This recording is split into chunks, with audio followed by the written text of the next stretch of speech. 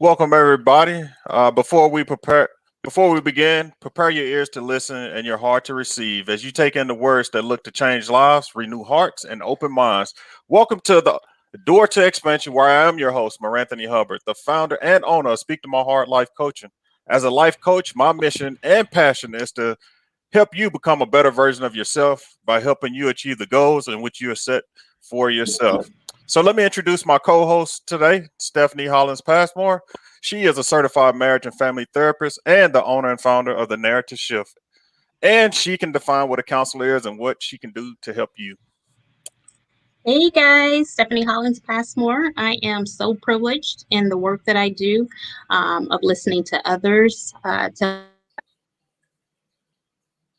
tell their stories of life changing events, into their narratives of hopelessness and trauma. I provide clinical insight and practical tools for personal healing, allowing for individuals to create a new ending to their stories of breakthrough and resiliency. All What I right. do. All right, go ahead. All right. So today we have with us Miss Jessica Briggs. And I got to give you a little background about Miss Jessica and who she is to me. So I met her while I was serving in the military while I was up in Maine. Her family welcomed me in with open arms, just as they do with everyone they meet.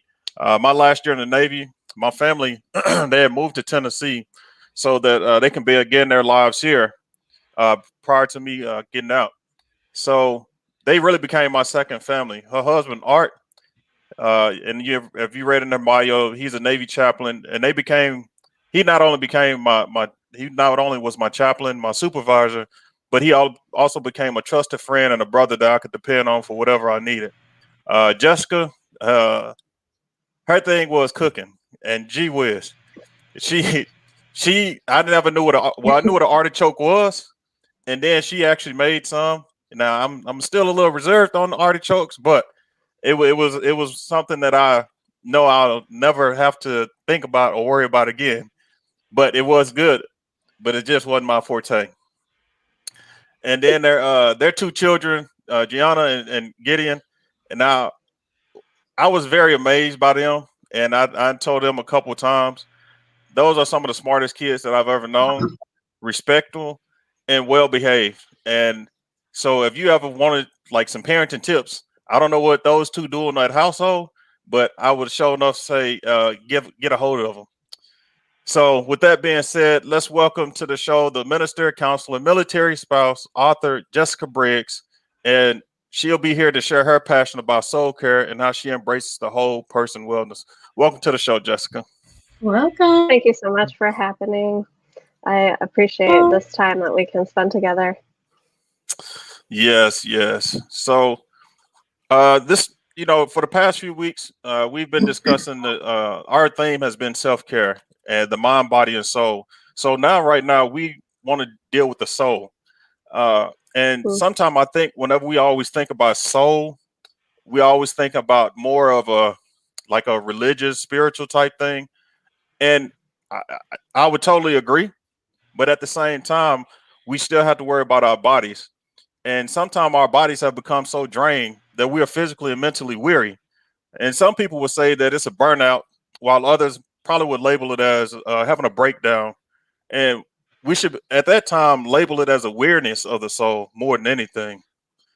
Mhm. And sometimes I say this time, it usually occurs when we work too much, we carrying around too much stress, uh, excessive amounts of too much time into relationships because relationships, whether it be personal relationships, work relationships, all that stuff kind of drain down on us, and it erodes our soul and undermine our efforts.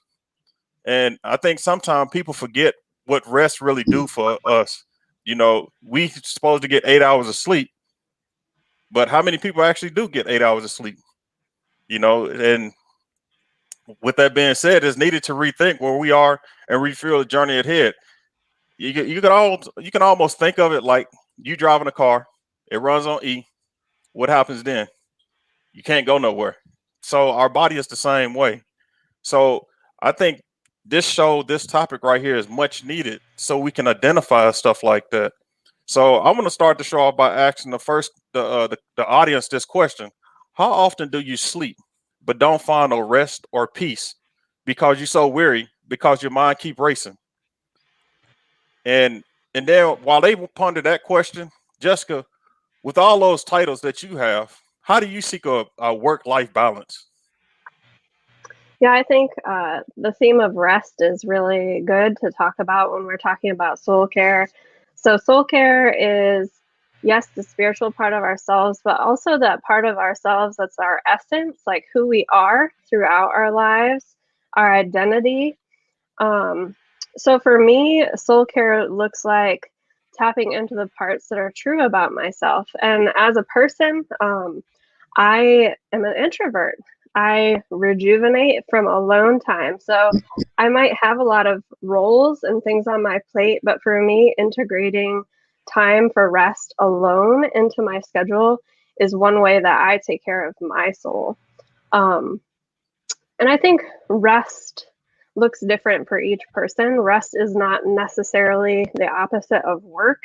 I think it's work of a different order. It's actually taking time that we have and creating sacred space to be ourselves, to enjoy our lives, to celebrate the fruits of our labor, to feast on the things that are important to us, and that's different for each of us. Maybe you're somebody that loves to read but don't ever have the time to read, then one easy thing to do would to be carving out soul space to have time for that in your life. um, we can take a nap, like you were saying, Mar Anthony. We can rest, we can take a nap, we can rest our bodies, but that's not necessarily resting our soul, our spirit. So we just have to learn that uh, we are a soul, we're a human being, not just a human doing, and reserving time for us to be who we really are without the roles and responsibilities of life. And I think that's really also the key to living healthy relationships, because if I can be in touch with who I am, then that makes me a better spouse and a better parent, a better friend, instead of being all the time rolled up into relationships with others and having them dictate all of my living. Mm-hmm. So that's kind of how I set those boundaries. I like to have at least a couple of hours a week that are just mine, by myself. For me, it's usually like going to Starbucks and being by myself and reading or writing or doing whatever. That just makes me feel like my own person. I like that word you use, human. You're a human being and not a human doing. I like that. Yeah. And I think sometimes we all get too wrapped up in work and all the other things that's what we become, a human doing. Hmm. That's pretty good analogy. I like I that. think the difference between doing, I was saying, like, I think the difference between human being and human doing, human being, we can just be our authentic self. We can just Yeah. allow things to be very organic. And human doing is putting certain things into practice. And it looks more like a performance versus just a relaxed state of our physical and mentally emotional state.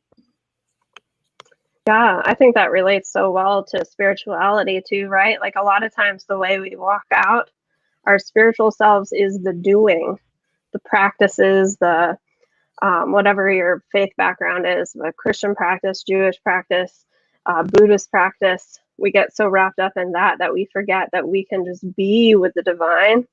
Um, so I think that that's a perfect way to look at that. I really like that, Stephanie. Yeah, because we get so caught up in rituals, right? Mm-hmm. And habits. And sometimes those are even bad habits. When we start the self-reflecting, that's part of soul care, is that Mm-hmm. inner, that reflection with the inner conflict within ourselves. So yeah, it's better to be than to do. So, Stephen, whenever we talk about soul care, what type of things? How do you rest your soul? How do I rest my soul? I do journaling. Um, I spent a lot of time to myself, whole space for myself. Um, Everyone has a prayer closet. Everyone has just their part of the house, their little domain. It used to be the bathroom for me when I had small kids. Um, Sometimes it's just sitting out in my car. You know, I drive to the beach, sit there. Um, to me, it's a lot of reflection for me when it care, soul care. Asking myself some tough questions about who I am, what my purpose is, um, and how I want to be an influence to others. Do you answer yourself? No, that would be a disorder,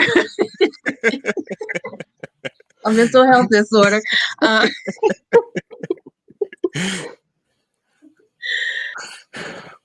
Well, we see Mr. Art. He's chimed in. He said Sometimes. everyone connects to the divine differently because everyone is created differently, which is so true.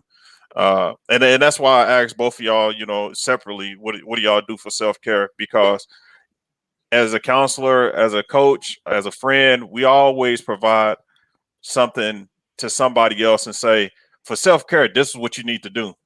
Well, just like we've been mentioning, what I do is not going to be the same as what you need to do. I mean, I don't like swimming, but a swimmer would probably tell me, go swim. You getting in the water, you just mentioned going to the beach. I can't stand the beach. Whenever I go to the beach, I put a big tent over me and I'm gonna put a towel on me, and that's what I'm gonna do. But other people, they'll find so much rest and calm and stillness there. So, I think we all together collectively need to find out and say, hey, before I tell you what you need to do for self care, what is it that you like to do? And then having that one on one conversation. And like you said, sometimes just sitting up there, just asking yourself, how can I calm my own self down? It is always a positive thing to do. And sometimes you have to talk to yourself, Stephanie. It's okay to answer yourself. It's more like air fisting, like It's okay. It's all right. We understand. hmm I think So, it's a good okay. practice to do that also, like you were saying, Mark Anthony, because it helps us to honor our own choices and our own truth to ourselves. But it also teaches us to become open to others, right? Because if you just told some guy on the street, like, nah, I don't really like the beach, then they're going to come back at you and be like, what's wrong with you? Why don't you like the beach? You should do this. You should do that. You should do this. And oftentimes in life, when we're having conversations and relationships with the people of our lives, we'll express like a frustration, and that's the immediate comeback is, well, you should do this and you should do that. And we never take the time to pause and consider our own self and what is it that I need to do in this situation. And I think building in a rhythm for soul rest and soul care helps us to trust our own voice, but also helps us to be empathic towards others and listening to their voices.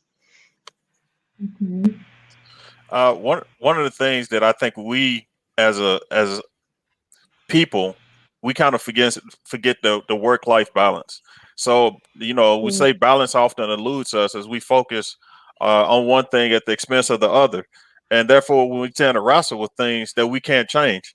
And how often, a lot of people have anxiety disorders, they stress themselves out, and you figure out why.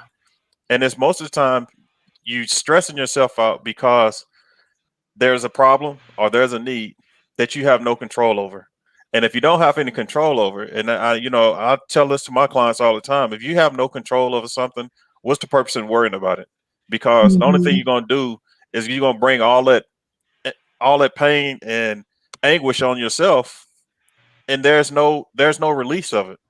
So why bring it on yourself? And of course, I'll be the first one to admit it's easier said than done, but at the same time, it's something that we need to, express to ourselves and to other people.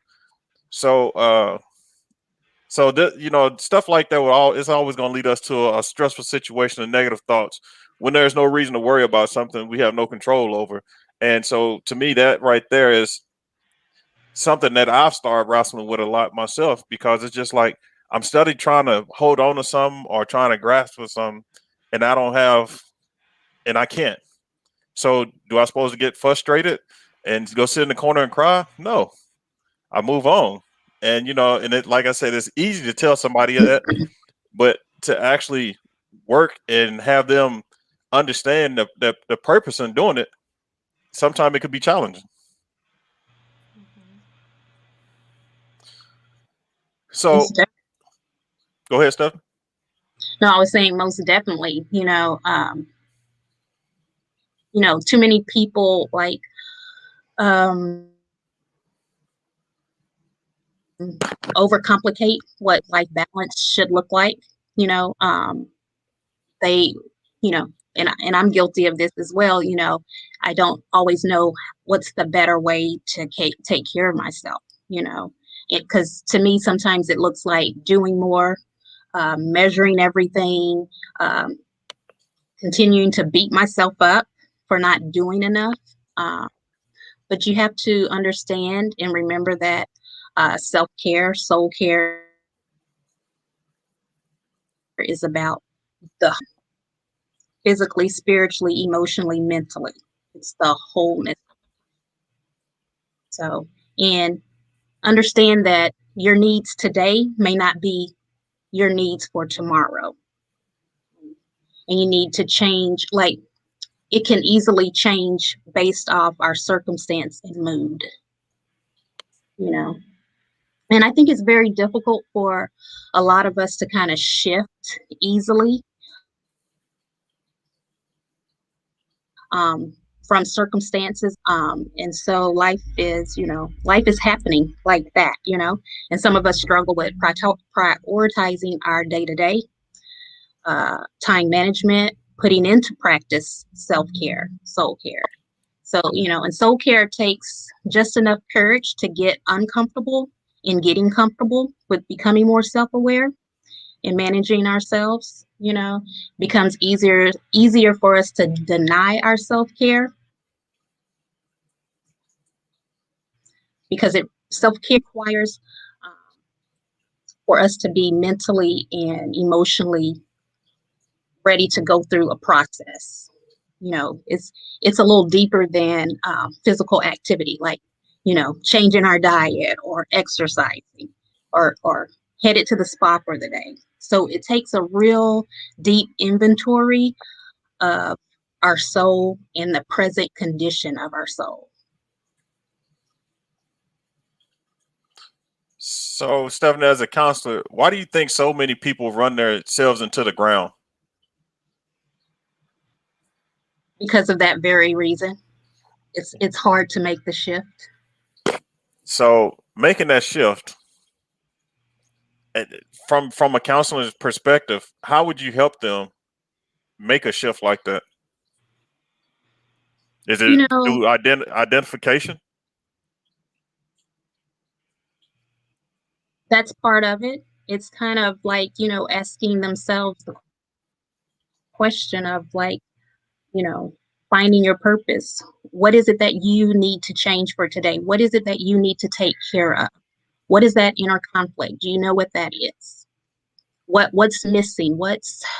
You know, um, Oftentimes a lot of my clients come in, they really negate like their thoughts and their feelings and their behaviors, you know, and so they downplay things. And so my role as a therapist is kind of bring that back out of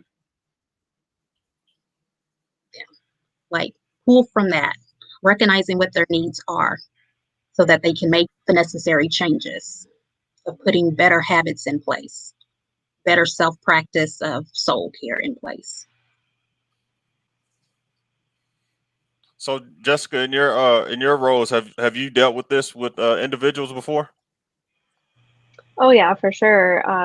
Very similar to Stephanie. I think the first barrier in soul care is fear. Um, because honestly, it's really simple to go through life and just go through the motions, do the responsibilities and the things that we have to do. But then eventually, I feel like this is often what we call like a midlife crisis. You like crash against a wall and you're like, who am I? what am I doing? What is my purpose? And for some people that have been avoiding that, it can be really scary. So I think just encouraging people, like, it's not, it feels scary, but there's really nothing to be afraid of, because what you're learning to do is sit with yourself, to learn and remember who you are and the essence of everything that makes you you. It can start with simple things like, what are things that you like? It can utilize tools like personality test or the Enneagram, or just different things like that that remind us, like, oh, you know, I'm a type A person, or I'm a type B person, and just seeing like if the things that make us who we are actually jiving with the way that we're living our lives.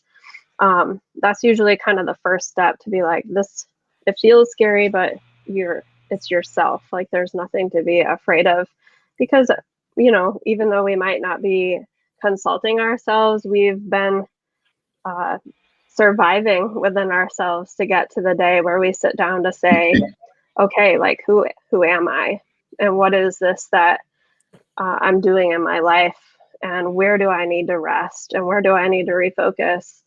And I think that that's an okay thing to do, because, you know, I come from a Christian perspective, but basically the crux of Christianity is to love our neighbor as ourselves. And if we can't sit with ourselves and know who we are and how to love ourselves well, then we really can't have good relationships. And you don't hear that messaging a lot. A lot of what we hear in spirituality is to be selfless, and that is true, but it has to come after being with the self and knowing yourself and having self-compassion, to be able to then go forward and have loving relationship. You know, and since you mentioned It's all, that, it's go ahead, Stephen. it's also, you know, it's appeasing ourselves in the moment. That soul care, when we're not really doing the work and reflecting, we're only just appeasing ourselves in the moment. You know, the point of self-care, soul care, is so that you feel well. And a lot of us are not, we're walking around not healed. We're just really temporarily kind of put together. There's a Band-Aid. There's like 3 questions, like, to ask yourself or to ask of a client, like, what do you need for today for your well-being? Who do you want to show up as today? And how will you make both of those 2 things happen? So it really is like diving deep, and it's cliche to say peeling back the onion and getting to the root. So, yeah. Yeah, I think you're saying it's like the difference between living with intention or just surviving. I think How can we thrive and be resilient? I think one of the issues that I think we have, a lot of people have these days, is they don't know how to. You know, what does it really look like to be one with self?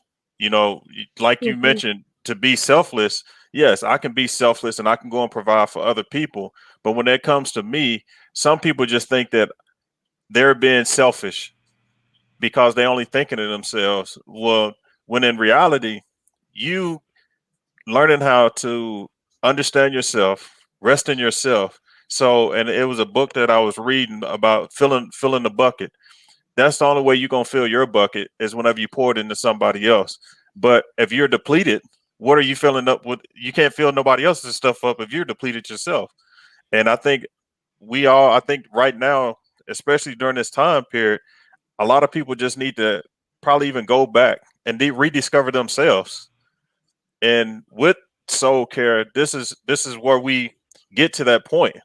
And it's just like, whenever we do get to that point, well, I guess the question would be to both of y'all is, how do people get to that point? How do they rediscover themselves? And, you know, I know we mentioned with meditation, you know, and from a Christian background, you know, prayer would be one of them things. just isolation. But you know, is there any other methods do you think that we can get to a point?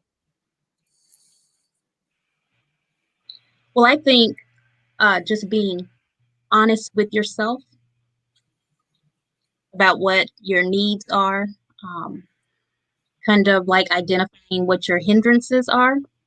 Um, I think when we were talking about, you know, you can be with other people, surround yourself with individuals who you can like kind of confess to, talking situations into light. Confession is a real cure. It's part of the healing process. And so sharing your narrative, sharing your testimony, um, because as long as you hide it, you delay your healing in that area. So it's really a lot about self-discovery and really taking your time in the process with that. This is not a rushed process. It's not like you go into your space and meditate, have these aha moments. It's a process. I know, and to go along with that, Celestia put in there earlier, fear of judgment by others can cause personal conflict as well. And me and Jessica, we was talking about it. We was just talking about shaming, and that really goes along to it. Us trying to compare ourselves to other people, that can bring a lot of stress and anxiety to each other as well. Got another comment here. Also, if we value our own voice, we can value others' voices. The truth bomb. Boom, she dropped it. And then we got another comment. Ms. Leach, this is very informative. As a healthcare professional for over 40 years, I've only recently practiced self-care. It is vital. If we don't take time for self-care, we'll make time for it. Yes, and the thing is, especially with that last, we don't take time for self-care, we'll make time for it. So that is one of the issues that's happening now. A lot of us have neglected our self-care, and look where we're at now. A bunch of medications later, being in the hospital, somebody on Facebook or wherever social media calling for prayer partners because, hey, I'm losing my mind. So that's where it comes from. And so we talk about the work-life balance. And I'm quite sure y'all done heard this the same or even used it. I got a lot of work to do. I know I need to get this work done, so I'm gonna stay a little bit late to get this work done. We've all been there. We all said it. And you think in our minds, we think we are doing the right thing. But how often has the work ever was concluded? That next morning, it was still there. It was more work that had to be done. So it's just like, why are we study driving ourselves into the ground? And one of the truths had to come to me one day, and I started thinking, it's like, well, if I'm not here to do this work, what happens? Will it stop? Will the job just stop? No, it's going to continue. It's going to go on. So I'll be replaced, and the work is going to go. So why am I really out here doing all this stuff to maintain something? Yes, I want to get my job done. I want to make sure the task at hand is completed. But at the same time, there's no reason to degrade myself down to a level that I'm just not useful to anybody, especially myself. And I think that right there, when we talk about self and soul care, that's where a lot of people need to start valuing themselves a lot more than what they're doing right now. Yeah, I think the question you asked is where do we start? And I think the first place to start is to give yourself permission to rest. Ooh. Just building in that time for rest means, again, like it's not about necessarily stopping everything, but it's about making that time to remember your humanness, to remember that it's not about the hustle and the getting more and becoming something better, but that it refocuses us to remember like who I am is enough. What I'm doing is enough. And then perhaps with time, we can delve deeper, like Stephanie was saying, and ask ourselves those harder questions that explore our identity and the way that we're living our lives. But the first step, I think, would be rest. You can do that. The world will not go off its wheels if you take an afternoon off and turn your phone. It feels like it. We believe it might, but we need just time sometimes to unplug and to enjoy the things that bring us joy and happiness and beauty, whatever that is. It's not the beach for Mar Anthony, but it is for me, right? It could be going to an art museum because you love to look at art, but you never take the time for it. It can be whatever it is that's true for you. And just starting there, starting small, even if it's just 1 hour a week that you're like, this is my rest hour. And then working from there to like learn your soul again, learn who you are and why you're here and what you want out of this life that you're living. I guess it goes back to that purpose-driven life, right? Mhm. And it's hard. It's, you know, even like I find this coaching to be my passion. But you know, me and Stephanie, we was having a conversation yesterday, and I'm like, yeah, this is my true passion. But and then when you start thinking about purpose, it's like just because something is your passion, is it really your purpose? And Mm. and I just started thinking about it. I'm like, man, you know what? That could be true. You know, sometimes we kind of mix both of them up. And I think whenever we sit down and think about it, it could be two separate things, or it could be the same thing. But yet again, that's going back to realizing who we are and what is the purpose and what we're doing. So, what are y'all thoughts on that one? Like a passion versus purpose. Like you were saying, it could be two different things. Purpose and passion. It could be of the same like construct. It moves you, gives you direction, but it could be totally different. You could have a skill set for your purpose. You can have a skill set for that passion. I think the two can work together. But I think the difference may be in how it defines you, or if Mm. it defines you. I would say like the passion is kind of what pushes you through different seasons of purpose. Sometimes we have a certain time where our purpose is one thing, and then over time, our passion moves us on to another thing. I know as I reflect on my life so far that I can see like some of the passion that's in me, like I care about people, has enacted itself in different purposes over the years and for us as a military family in different states that I've lived in and different kind of roles that I filled. But the passion underneath it is still the same, like caring for people.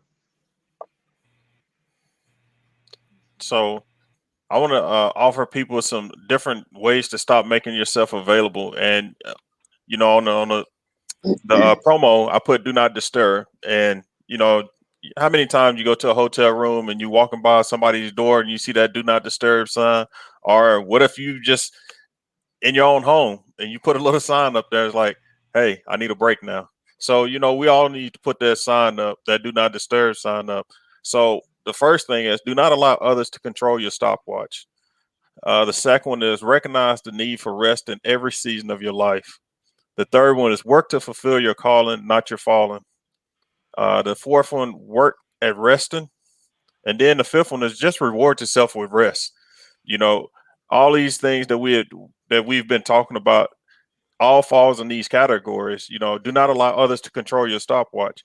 That right there is a big one to me, because when you go to work and like we was talking about the work thing, or relationships that we in, so many people are demanding so many things out of us that we kind of forget, we lose ourselves. And if we lose ourselves, what do we have after that?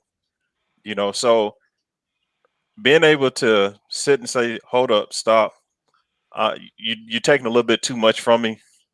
You need to learn how to do it yourself. And us controlling our own selves is like, that's a big thing. Which you think, hey, you know what? When I was 2, 3 years old, however old you were, whenever you're learning to walk, You got to start walking. And to me, this right here is just the same thing. How do you can take control and move on? So, so that allowing others to control your stopwatch, and then recognize the need for rest in every season of your life, like you was mentioning. We all have those different portions, those different seasons in our lives, and it's like you can't put this portion of your life with this portion right here. That, like you said, that season, it was a season for a reason. You have to move on from it. But the way I look at it, in that season that I was in, it prepared me to go to the next season. And I think a lot of people kind of forget that that the issues or problems that you're experiencing, you bred for it. It wasn't because it's just thrown up on you. It was something that was previous to that put you in that position so you can handle it. Have y'all and I just got through reading that a couple days ago, and I was thinking, I'm like, wow, that's pretty true. How many relationships have people been in and it was the end of the world. Then they get to another relationship, and then the same thing that happened that previous relationship, it happens again, and it's like, oh, I can handle this now. And I think people forget that. So, y'all got any words? Well, I was going to say, you don't have to control, stop letting them control you.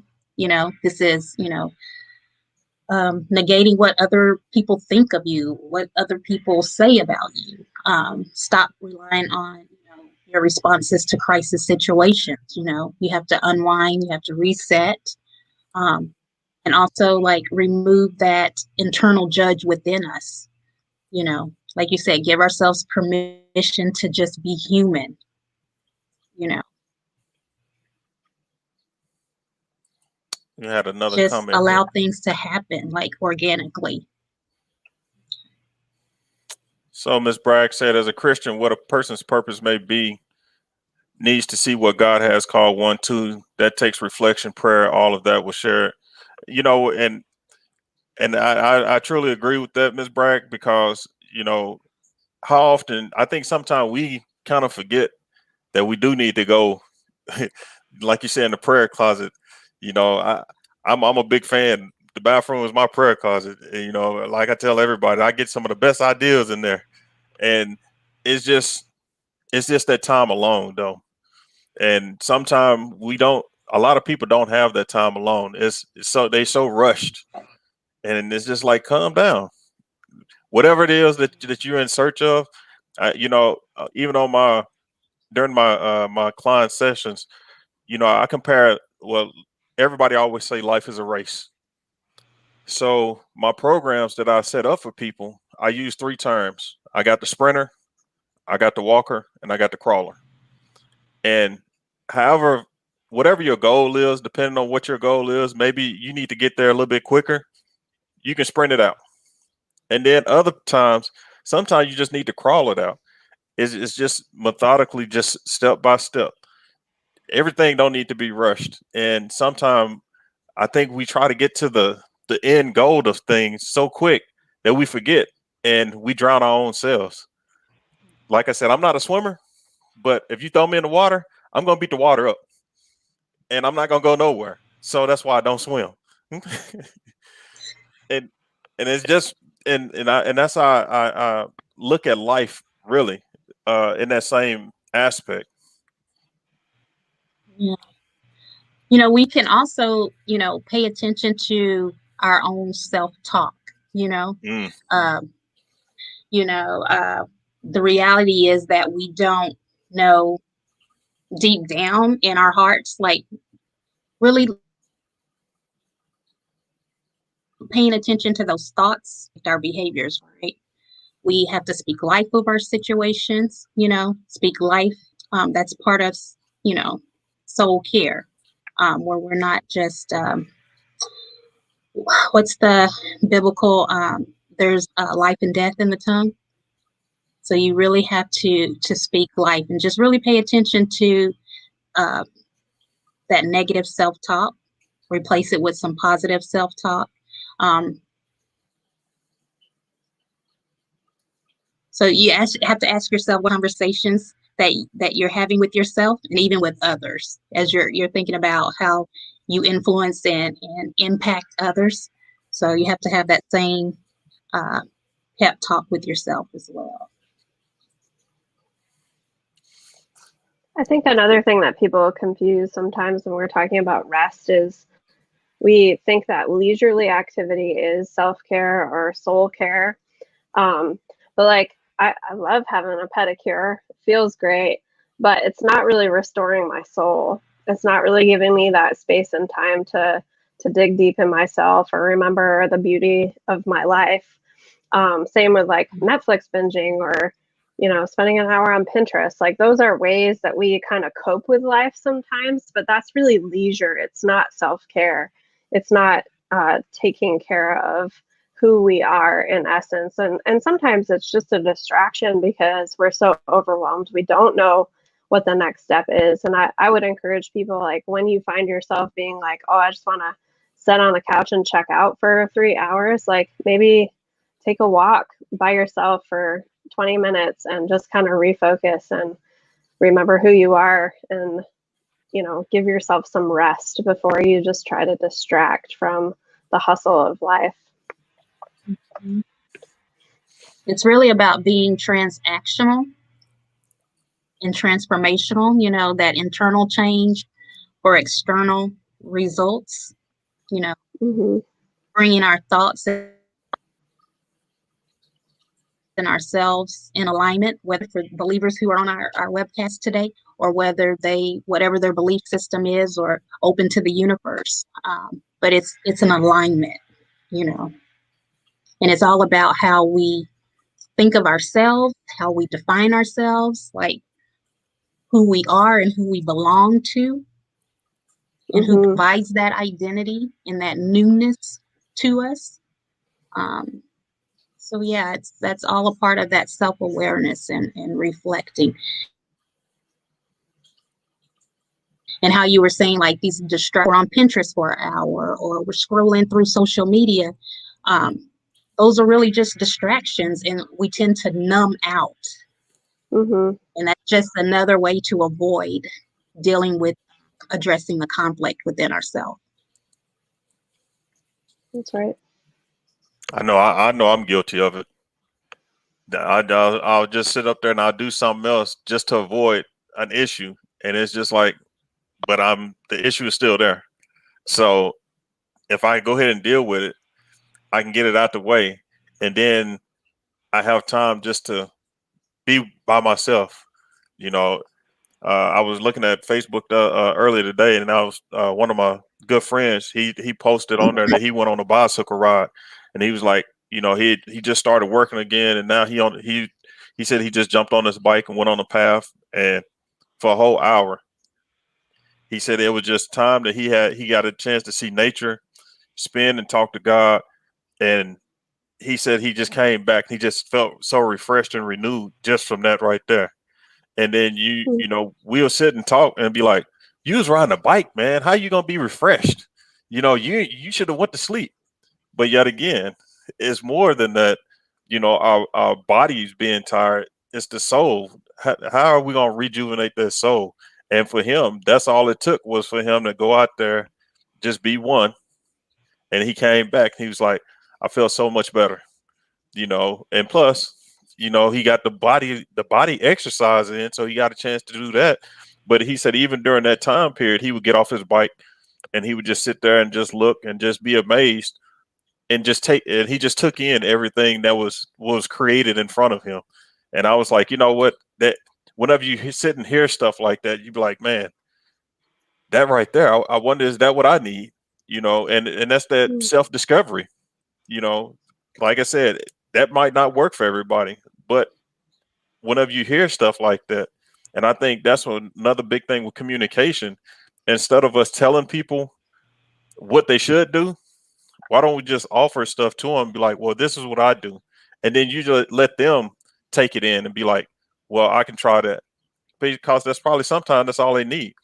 And sometimes some people's self-care is just having somebody to sit and listen to them. And that could be just therapy itself. So Hmm. Can I add also about soul care? What I see within like myself and with clients, soul care can be weariness of like needing forgiveness and Mm. reconciliation. You know, our spirit is so disrupted by conflict, and so just forgiving ourselves, forgiving others, reconciling with different situations. But that's like very much needed as part of soul care. Look like you got an agreement on that one there, Stephanie.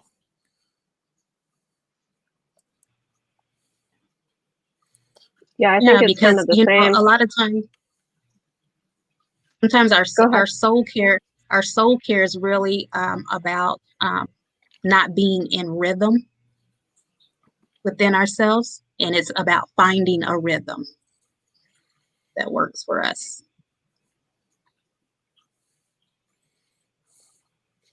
What were you gonna say, Jess? Yeah, I was gonna say I agree with that. I think a lot of people have unresolved relationship issues in their lives, and they just avoid instead of like sitting with themselves and finding that peace about it within themselves, so that they can then move forward. Whether it's in forgiveness or in reconciliation, or even just being like, that's somebody I have to let go. Like it wasn't healthy for me, and I can acknowledge this now and have peace about it instead of like constantly thinking about it or seeing them on your social media feed and ruminating. I feel like women in particular really do that a lot, where we have like all these thoughts about people in our lives, but we're not taking the time to process like what is really going on there. Um, but yeah, I think forgiveness is a really big one for a lot of people. And in my opinion, like soul care is a gentle thing. It doesn't have to be like this super intense, like you have to deal with it all at 2 p.m. on a Sunday every single week. Like once you really get in touch with the essence of who you are, once you begin to know yourself and honor yourself, soul care really becomes part of your living. So like your example of your friend, he probably enjoys nature and having some time alone, and he did that today through a simple bike ride. And we could say, oh, well, he was exercising, or oh, he was doing this or that, but really he was living the truth of himself out for an hour of his day. And that looks different for everybody, and we have to allow each other that grace to say like, that works for you and this is what works for me. And at the end of the day, what's the bottom line? Like, what's the point of soulful living? And I think it's a peace that we have within ourselves to know that we are living as authentically to who we are in our actual life. Like we're not living an ideal, we're not living in circumstances or in victimhood even, but we're living authentically who we are in our everyday life. I was also reading this one thing. It said for a plane for a plane to get in the air to fly, there's always there's a weight limit that they can't abide, they can't go over. And I think if we apply that to our life, there's a lot of baggage, there's a lot of issues that we carry around, which allows us not, which allow us not to strive to be better than what we are. So that's whenever we do have the anxiety, that's when we do have the anger and all the other stuff that comes along with it. But like you were saying, learning how to forgive and shred different things off of us, it will allow us to be a better version of ourselves. In which a lot of people, for whatever reason, we hold on to these things. And it was just like the whole thing is, if I go on vacation, why do I need to take somebody else on a vacation with me and they not even paying for it? But they've taken up the room in my mind. And I'm just like, wait a minute, they on a vacation with me and they not paying. So you need to get out of here. So just, you got to shred it. I Yeah, wish and I our think it's baggage. I was just gonna our baggage was like would get lost like on Spirit Airlines. Like once we get to our destination, they just lose the baggage and we don't have to worry about it anymore. right. No, I was just gonna say, we can kind of also feel guilty to be like, oh, I have all this baggage and now I don't know what to do with it. But that's when working with a professional like Stephanie and getting counseling, especially to deal with like baggage from the past, is super helpful in moving forward. Working with a life coach kind of to set goals for where you want to go in the future. Working with a spiritual director or a soul coach will help you kind of learn to be present. You know, there's room to utilize people that have gifts and talents to help you do these things. It's, you know, we don't have to have it all figured out for ourselves. There are people that exist, professionals and others that will help us on our journey. And at the end of the day, that's what soul care is for, right? We're learning to be essentially who we are and using our gifts and talents in the world for each other to share our life. So as we get ready to wrap this up, but you know, you touched on one of those things, and why do you think it's so hard for people to actually reach out and ask for help?